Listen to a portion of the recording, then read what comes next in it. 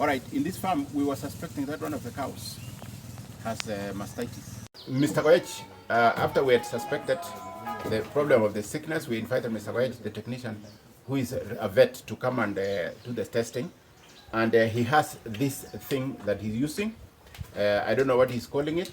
This one is called CMT test kit. And he has a reagent here. So let him explain the process. He will go straight away to do the milking of the cow, and we will see what the testing of mastitis. Explain the process. So here we have the CMT. We have to do the CMT test. Here we have the reagents. It's called mastitic reagents, and also we have the plastic beader that we use to have the milk, and then we test the mastitic. So you are saying in this thing now, you will have to put, what are you saying? There will be a drop of milk here, drop of milk here, drop of milk here, drop of milk. How much milk is that? 2 ml. 2 ml from each teat. From each teat. So we shall ask Bernard to drop 2 mils of milk from each quarter on each of these chambers, and then Mr. White will do the testing. And then after that one, I will pull out the approximately 2 drops and then put in each and every plastic bed. Yeah. Okay. Okay. The cow is not comfortable, and Bernard is getting 2 mils from each quarter. Yes. Okay. From each quarter. Okay. Okay.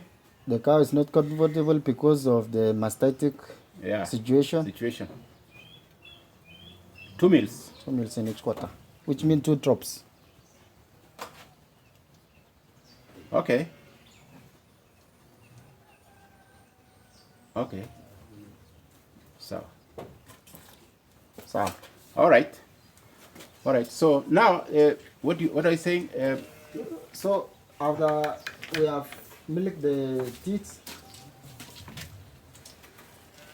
we now come up to try the mastitis. Using this reagent, we put 2 drops each.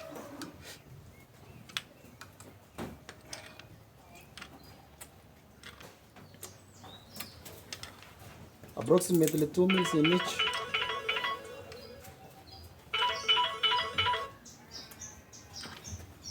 I don't know.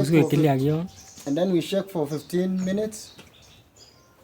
And then we wait for 15 minutes? Yeah. Okay, so you are saying we have to shake for 15 minutes? Yeah. Yeah. This was white milk. And then after 15 minutes, we see the change. Exactly. That means the chemical reaction that is occurring caused by the bacterium. What type of bacteria causes mastitis? We have so many strains. Also, we have the constitutive. The one can cause by vegetative spores. Some can cause even by the viruses. Yeah. So mastitis is in 2 forms. It is viral, and also it can be bacterial. It can be also in Clostridium. So those are some of the causative agents. Yeah. All right. So we shake it for 15 minutes, and then we'll be able to see the results. Okay. And then you said, what will I see? The quarter that is clean, what shall I see? When you try to shake it, it is well uniform. It is not showing, it is not turning the color. The one which is affected will turn the color, will be somehow, it is not even able to shake. Okay. Which means it is very sticky. So what you are saying in brief, Mr. Koech, is that the milk that is clean will remain viscous. I mean, will remain easy to shake. It can flow very easily, and it can change the color. And it doesn't change the color. Yeah. But the one that is infected will be slimy a bit, which means viscous, jelly-like, and then also it turns color from pinkish to reddish. Reddish, yeah. Yes. And you can't even pull out the solution. It is jelly, as you said. Yeah. Okay. So those are some of the things that that a farmer should observe. And how easy is it to test? And I see I've already, I mean, it's very easy.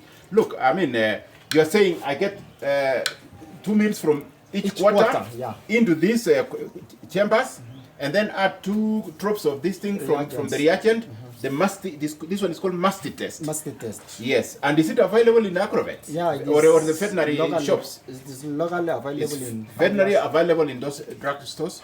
So then you get this reagent and put it like this, and you observe the changes, and you'll be able to conclude that this cow has mastitis or it doesn't.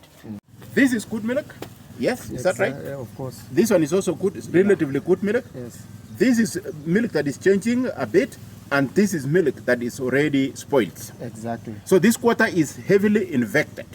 Now, Mr. Koi can explain to us now. We normally advise farmers, you buy this bedroll kit that you can easily test at your farm. Maybe at the extreme condition or the severe cases, you can consult the vet to take the sample to the lab. Yeah.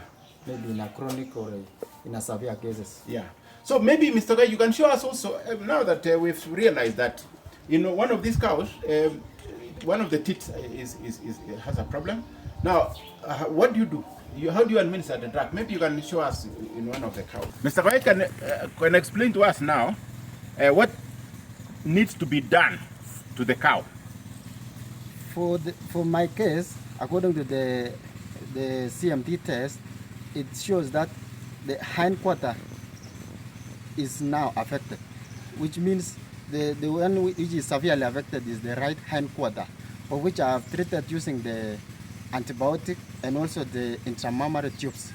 I will follow for 3 days, and also I have advised the farmer to improve the hygiene condition in the farm, because mastitis, the real cause is the surrounding and hygiene condition can make mastitis to occur in most of the farms. Yeah, so as he has talked about the hygiene, it is true, because when animals go out there and it's also very rainy, because these animals are heavily fed, when they go out, they are very quick to go and lie down, and probably in the field it got affected. So, because once they are milked and then they eat very fast, before the teats are closed, they are already out in the field and they are already lying down, and I suspect that is where the mastitis has occurred. So we have to be very careful, and I think we will improve on that. I have something to add. The mastitis case in the farm is very, very economical impact, and it brings a lot of losses to our farmers. As you have seen, the hindquarter is really affected, which means the production is now low as compared to the rest of the days. Also, when you are milking the affected cow, milk the last teat, the affected teats to be the last, which means the affected teats will infect the other quarters. So I do normally, when you have maybe around 10 dairy cow, you have to milk the healthy cow first before you milk the mastitis cow. So that is what you are saying, to avoid infecting other animals. Exactly. Now we have to milk this one last. And so we will milk the others, and also we don't want to use the machine to milk this one, because the machine can infect the others. So we will also use hand milking to remove the milk from the teat. Another thing you have talked about, which is very important, is economic impact that this disease will have on the cow. Given that you have already administered antibiotics to the cow, so we are not using the milk, we are not also selling the milk. We have to throw away the milk for not less than 72 hours, which is about 3 days. So for the next 3 days, we are not selling about 20 liters that the cow produces. So we are not going to sell that milk. Okay, so you can see that it's already a big loss. 20 liters time is 50 shillings, about 1,000 shillings per day. That is the economic impact. It is not good. So we will also make sure that animals are really protected from mastitis. So we advise farmers that when you notice maybe the udder is swollen, the udder is somehow, maybe when you try to milk, it is turning maybe reddish, or the milk is not as thick as normal milk, we advise the farmer to call the vet, and then that test to be done, and maybe the treatment to be administered immediately. I like what you have said about symptoms. You have said if the cow is feeling pain, if the udder is a bit swollen or the teats, and if you milk, you see some reddish material like blood or something like that, And also, if the milk looks sticky or clotted a bit, Exactly. that is already signs of mastitis. Yeah. And you already need to call a vet or do the test and be able to conclude whether it is mastitis. Then you take the remedial action, which we have done today here. Yes.